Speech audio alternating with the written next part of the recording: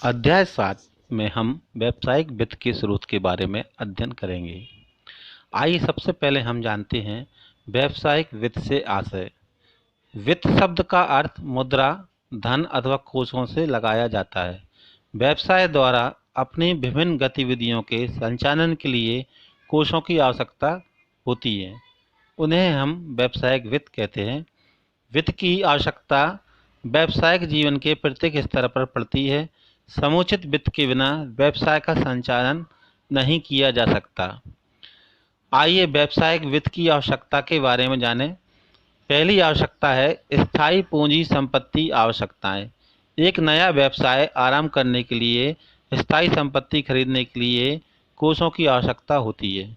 जैसे हमें भूमि खरीदना है, भवन, प्लांट और मशीनरी आदि को क्रय करने के लिए स्थायी पूंजी की आवश्यकता होती है। दूसरी आवश्यकता के बारे में बातें करें तो उसमें हम कार्यशील पूंजी संबंधी आवश्यकताओं को लेंगे। एक व्यवसाय को अपने प्रतिदिन के कार्यों को चलाने के लिए कोषों की आवश्यकता होती है।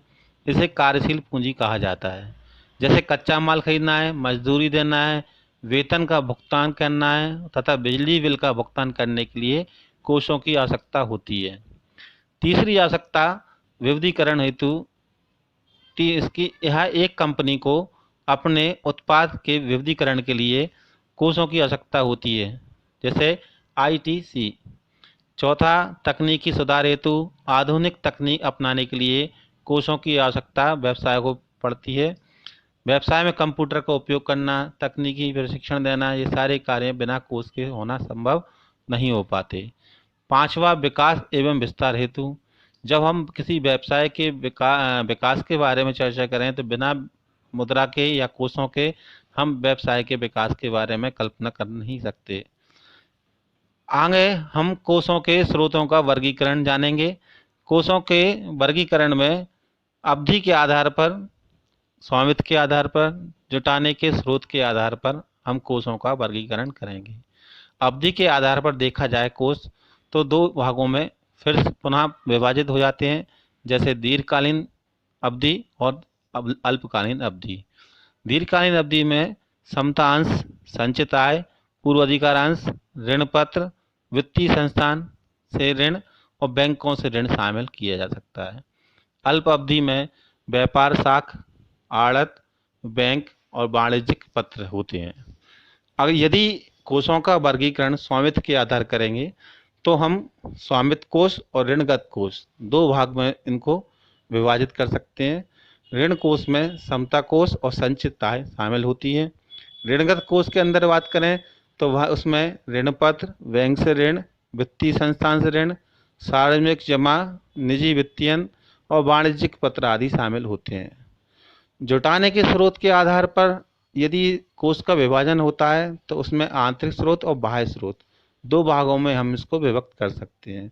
आंतरिक स्रोत के अंतर्गत समता अंश पूंजी और संचित आय को लेते हैं और बाह्य स्रोत के अंदर हम वित्तीय संस्थान, बैंकों से ऋण, पूर्वाधिकारांश, सार्वजनिक जमा, ऋण पत्र, व्यापारिक पत्र और व्यापार साख और फैक्टरिंग आदि शामिल किए जाते हैं। वित्त प्राप्त करने की विधियों में हम जानें तो पहले हम इसको समता अंश और पूर्वाधिकारांश के बारे में चर्चा करेंगे। समता अंश, समता शेयरधारी कंपनी का स्वामी होता है। उसे प्रबंध में भाग लेने का अधिकार व वोट देने का अधिकार होता है क्योंकि वह कंपनी का स्वामी होता है। समता अंश के लाभ जानते हैं चूँकि परीक्षा की दृष्टि से 4 नंबर के प्रश्न इसमें शामिल होते हैं, अतः हम 4 बिंदुओं पर इसके लाभ को जानेंगे। पहला लाभ स्थायी पूंजी। समतांश द्वारा जो पूंजी प्राप्त होती है वह लंबी अवधि के लिए वित्त प्राप्त किया होता है, अतः यह इसका जो स्वभाव है वह स्थायी पूंजी का है। दूसरा, संपत्ति पर भार नहीं होता। समता शेयर जारी करते समय कंपनी को अपनी संपत्ति गिरवी नहीं रखना पड़ती। अधिक लाभ, समतांशधारी को अधिक लाभ की प्राप्ति होती है जब कंपनी ज़्यादातर लाभ कमाती है। चौथा बिंदु यदि लाभ की दृष्टि से देखें समतांश में तो वह है नियंत्रण।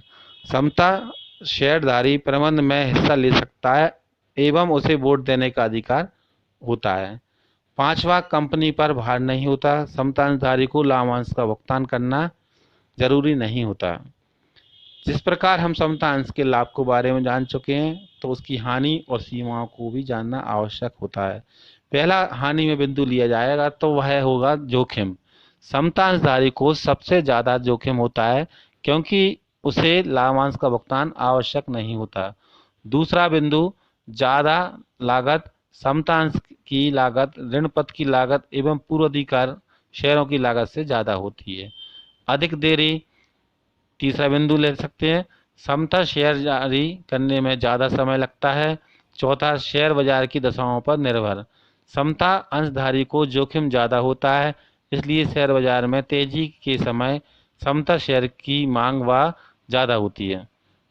अब हम समता अंश को जान लेने के पश्चात पूर्वाधिकार अंशों के बारे में जानेंगे।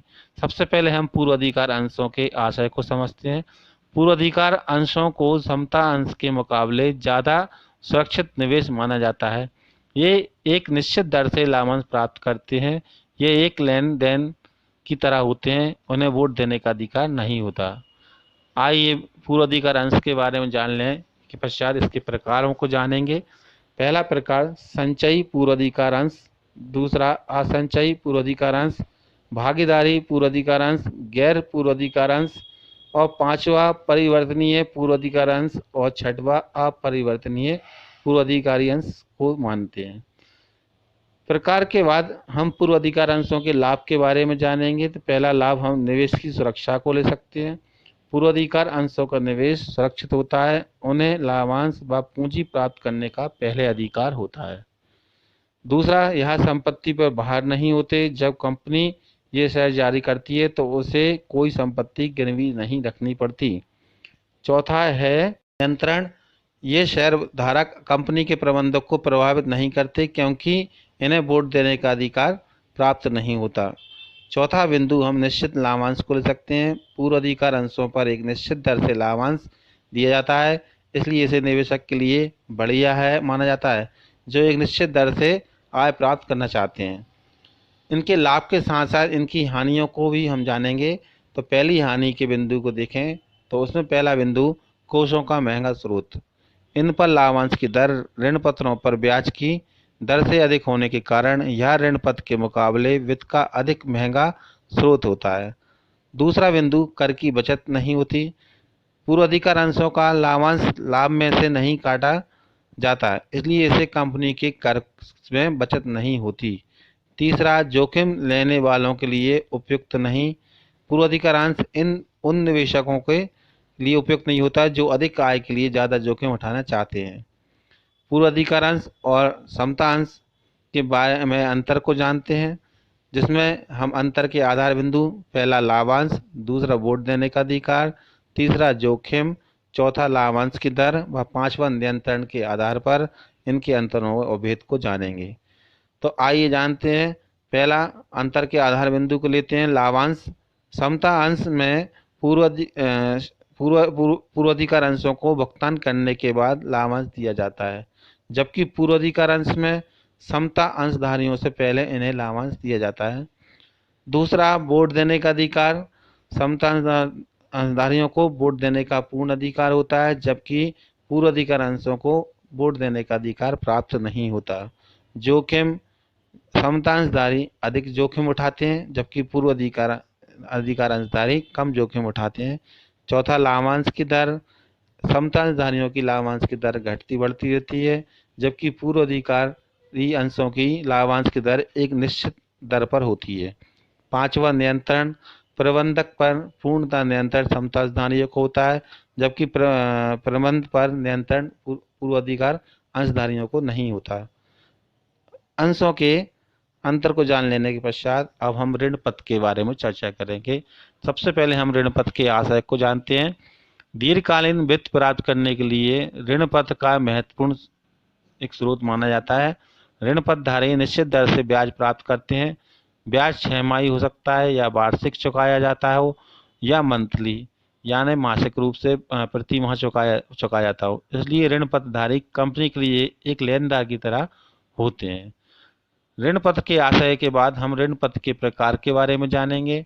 सुरक्षित ऋण पत्र, दूसरा ऋण पत्र होता है असुरक्षित, तीसरा परिवर्तनीय, चौथा अपरिवर्तनीय, पांचवा शुद्ध ऋण पत्र और छठवा अशुद्ध ऋण पत्र। ऋण पत्र के लाभ के बारे में जाने तो उसमें पहला बिंदु हम सुरक्षित निवेश।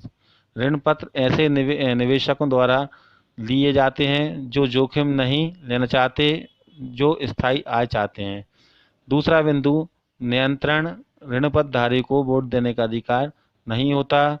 तीसरा कम खर्चीला, पूर्वाधिकार अंशों में कम खर्चीले होते हैं। चौथा कर की बचत, ऋण पत्र पर ब्याज कर में कटौती है, इसलिए कर में बचत होती है। ऋण पत्र में लाभ होने के साथ साथ कुछ सीमाएं व दोष भी होते हैं, आइए इनको जानते हैं। पहला स्थायी दायित्व, हानि होने की दशा में भी कंपनी को ब्याज चुकाना पड़ता है, इसलिए यह कंपनी के लिए जोखिम भरा वित्त का स्रोत माना जाता है। दूसरा बिंदु संपत्ति पर भार, सुरक्षित ऋण पत्रों को जारी करने पर कंपनी को अपनी संपत्ति जमानत के रूप में रखनी पड़ती है।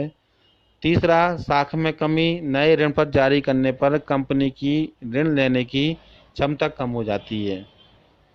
अब हम अंशों और ऋण पत्रों के बीच अंतर निम्न आधार बिंदुओं के आधार पर करेंगे, जिसमें पहला आधार बिंदु प्रकृति के आधार पर, दूसरा प्रत्यय, तीसरा वोट देने का अधिकार, चौथा धारक, पांचवा प्रकार और छठवा सुरक्षा के आधार पर। प्रकृति के आधार पर हम अंश को जाने तो अंश पूंजी का एक भाग है, जबकि ऋण पत्र में ऋण पत्र के रूप में ऋण में माना जाता है। दूसरा अंतर का आधार बिंदु प्रत्यय, प्रत्यय में अगर अंश के प्रत्यय को देखें या इसके प्रतिफल को देखें तो वह उसमें लाभांश प्राप्त होता है, जबकि इनको ऋण पत्रधारियों को प्रतिफल के रूप में ब्याज की राशि प्राप्त होती है। वोट देने का अधिकार अंतर के आधार बिंदु नंबर 3 को देखते हैं तो इसमें अंशों को वोट देने का अधिकार होता है, ऋण पत्र में वोट देने का अधिकार नहीं होता। चौथा, इनके जो धारक हैं समतांशधारियों के या अंशधारियों के, इनके धारकों को अंशधारक कहा जाता है, जबकि ऋण पत्रधारियों के धारक को ऋण पत्र धारक कहा जाएगा। पांचवा प्रकार, यहाँ 2 प्रकार के होते हैं, पहला अंश होता है समतांश, दूसरा होता है पूर्वाधिकार। ऋण पत्र 2 से ज़्यादा होते हैं, जो अपन पूर्व में 6 प्रकार पढ़ चुके हैं। छठवा सुरक्षा, अंश सुरक्षित नहीं होते। सुरक्षित ऋण पत्र सुरक्षित होते हैं क्योंकि कंपनी की संपत्ति प्रायः बंधक रखी जाती है। प्रतिधारित आय के बारे में जानते हैं। शुद्ध लाभ में से कर एवं लाभांश घटाने के बाद जो लाभ भाग बचता है वह भाग बांटा नहीं जाता, बल्कि पुनः नियोजन के उद्देश्य से कंपनी में ही रख दिया जाता है। उदाहरण के रूप में देखें, प्रतिधारक के स्वयं वित्त को जिसे कहा जाता है। X Limited has total capital of 15 lakhs, which consists of 10% debentures of 20 lakhs, 8% preference share capital 10 lakh rupees, and equity shares capital are as 20 lakhs. Tax rate in 40% company return to total capital is 20%. Income statement को जानेंगे। इस statement में सबसे पहले हम net profit before interest and tax, ठीक है, PBIT यानी प्रॉफिट बिफोर टैक्स के 10 लाख रुपीज़ था, 20% इसका 15 लाख का निकालेंगे तो 2 लाख रुपए होगा, और लेस इसमें से इंटरेस्ट ऑफ डिवेंचर्स 10% माइनस करा जाएगा, 10 में से 2 लाख माइनस हुए तो 8 लाख बचा, और net profit before tax PBT जो बचा हुआ है वह 3,20,000 रुपये होगा। अब इस प्रॉफिट में से हम फिर से टैक्स प्रोविजन 40% माइनस करेंगे, यानी कि net profit after tax PAT जिसे बोलते हैं शॉर्टकट में, तो 4,80,000 में से 40% निकाल के 80,000 रुपये माइनस करें तो net profit after tax and pre dividend में 4 लाख रुपीज़ अपनी डिवेंडिंग आई, लेस करा इक्विटी डिवेंट 2 लाख रुपीज़, तो रिटर्न अर्निंग 2 लाख की हुई। ऋण पत्र के लाभ को जानते हैं। इस सबसे पहला लाभ है कोई लागत नहीं, कंपनी को इसे प्राप्त करने के लिए ब्याज, लाभांश, विज्ञापन, विवरण व्यय नहीं करना पड़ता। दूसरा, संपत्ति पर भार नहीं होता, कंपनी को कोई संपत्ति गिरवी नहीं रखनी पड़ती। तीसरा, विकास एवं विस्तार, प्रतिधारित आय को पुनः विनियोग करके कंपनी का विकास और विस्तार किया जाता है। चौथा, ख्याति, कंपनी के शेयरों का बाजार मूल्य बढ़ जाता है। प्रतिधारित आय के लाभ को जान लेने के पश्चात इसके दोष के बारे में हम जानें। सबसे पहला दोष है इसका अनिश्चित स्रोत। यह वित्तीय कोषों का अनिश्चित स्रोत है, क्योंकि यह आय तभी प्राप्त होती है जब अधिक लाभ हो। दूसरा दोष हम अंशधारियों के असंतोष को मान सकते हैं। प्रतिधारित आय शेयर होल्डर में असंतोष के कारण बनता है, क्योंकि इन्हें कम लाभांश प्राप्त होता है। अब हम प्रतिधारित आय के बाद सार्वजनिक जमा के बारे में चर्चा करेंगे। सबसे पहले इसके आशय को जानते हैं। एक कंपनी के द्वारा जब जनता से सीधे जमा स्वीकार किया जाता है तो उसे सार्वजनिक जमा कहा जाता है। इन जमाओं का पर ब्याज की दर बैंक की ब्याज दरों से ज़्यादा होती है। ये रिजर्व बैंक ऑफ द्वारा नियंत्रित होते हैं तथा अपनी अंश पूंजी व रिजर्व के 25% से ज़्यादा जमा स्वीकार नहीं कर सकती। आइए हम सार्वजनिक जमा के लाभों के बारे में जानें, जिसमें पहला बिंदु हम संपत्तियों पर भार नहीं। इन्हें प्राप्त करने के लिए कंपनी को कोई भी संपत्ति गिरवी नहीं रखना पड़ती। दूसरा लाभ है कर की बचत। ब्याज के भुगतान को लाभों में से घटाया जाता है, इसे कर की बचत होती है। सरल प्रक्रिया तीसरा बिंदु है। अंशों और ऋण पत्रों के मुकाबले सार्वजनिक जमा प्राप्त करने की प्रक्रिया अपेक्षाकृत सरल होती है। चौथा बिंदु अगर हम लें तो वह है नियंत्रण। मताधिकार न होने के कारण वे कंपनी के नियंत्रण को प्रभावित नहीं कर पाते। सार्वजनिक जमा के लाभ के बाद हम इनकी सीमाओं को जानेंगे। काल्पनिक वित्त, इनकी परिपक्वता अवधि कम होती है, इसलिए कंपनी दीर्घकालीन वित्त नहीं प्राप्त कर सकती।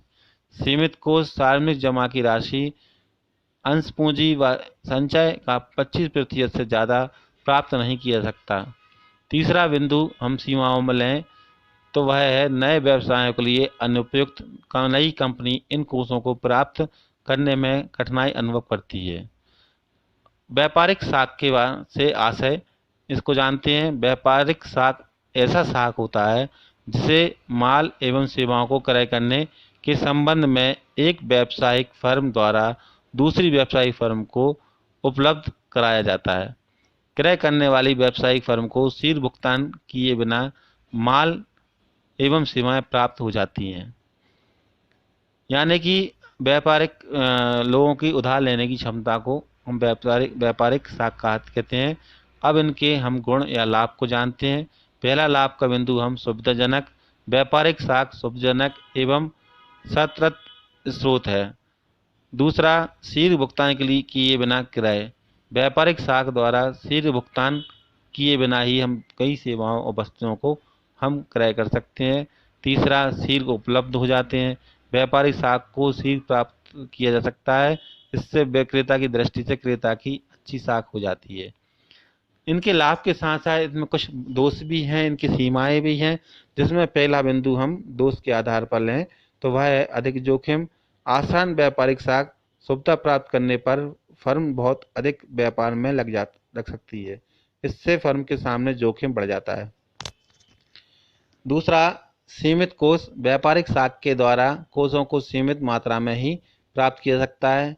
चौथा, यह महंगा स्रोत है। समान रूप से यह वित्त प्राप्त करने का अन्य स्रोत की अपेक्षा महंगा है, क्योंकि कभी कभी यह साख उधार की अन्य प्रकार के ब्याज को भुगतान करते हैं, जो लाभ को लगातार व्यापार में कम करते हैं। वाणिज्यिक बैंक के बारे से आशय को हम जानेंगे। वाणिज्यिक बैंक नगद साख, अधिविकर्ण, सावधि ऋण, बिलों की कटौती के रूप में ऋण व अग्रिम प्रदान करते हैं। ऋण पर एक निश्चित दर से ब्याज लिया जाता है। वाणिज्यिक बैंक के लाभ में को लिया जाए तो उसमें पहला बिंदु समय पर सहायता। वाणिज्यिक बैंक उचित समय पर व्यवसाय को वित्तीय सहायता प्रदान करती है। दूसरा, गोपनीयता। वाणिज्यिक बैंक के लिए नए ऋण पत्र के संबंध में गोपनीयता को बनाए रखा जा सकता है। तीसरा, आसानी से उपलब्ध। वाणिज्यिक बैंक से कोषों की प्राप्ति आसानी से उपलब्ध होती है, क्योंकि इसके लिए विवरण की आवश्यकता नहीं होती। अब हम इसके दोष और सीमाओं के बारे में जानेंगे। पहला दोष केवल अल्पकालीन एवं मध्यकालीन वित्त के लिए। दीर्घकालीन अवधि के लिए वित्त की प्राप्त नहीं किया जा सकता वाणिज्यिक बैंक के अंतर्गत।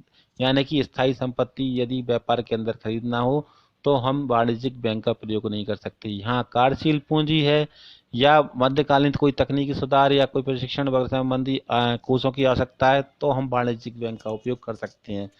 लंबे समय तक के लिए हम ऋण प्राप्त वाणिज्यिक बैंक में नहीं कर सकते। दूसरा, यह संपत्ति पर भार होता है। ऋण व अग्रिम प्राप्त करने के लिए व्यवसाय की संपत्ति को गिरवी या बंधक भी रखा जाता है। अब हम वित्तीय संस्थाओं के बारे में जानते हैं। राज्य एवं केंद्र सरकार ने कंपनी को वित्त प्रदान करने के लिए बहुत सी वित्तीय संस्थाएं स्थापित की, जिन्हें विकास बैंक कहा जाता है। इनमें कुछ हैं RIFCI, ICICI, IDBI, LIC तथा UTI। इन वित्तीय संस्थाओं को हम वित्तीय संस्था के नाम से जानते हैं। इन वित्तीय संस्थाओं के लाभ के बारे में जानें। पहला बिंदु, दीर्घकालीन वित्त। वित्तीय संस्थाएं दीर्घकालीन वित्त प्रदान करती हैं जो कि वाणिज्यिक बैंक द्वारा नहीं दिए जाते। दूसरा, प्रबंधकीय सलाह। ये संस्थाएं वित्तीय, प्रबंधकीय एवं तकनीकी सलाह भी व्यवसायों को प्रदान करती हैं। चौथा, यह आसान किस्तों पर ऋण को भुगतान देती हैं। ऋण का भुगतान आसान किस्तों में किया जाता है तो व्यवसाय का भार नहीं होता। अब इनके लाभ को जान लेने के पश्चात इनकी सीमाएं एवं दोष के बारे में जानेंगे। पहला दोष है अधिक समय लगता है। ऋण देने की प्रक्रिया में अधिक समय लगता है क्योंकि ये कठोर मापदंड के आधार पर उनको प्रदान करते हैं। दूसरा, प्रतिबंध है। वित्तीय संस्थाएं कंपनी के संचालक मंडल पर कुछ प्रतिबंध भी लगाती हैं। चौथा, व्यावसायिक वित्त के अंतर्राष्ट्रीय स्रोत।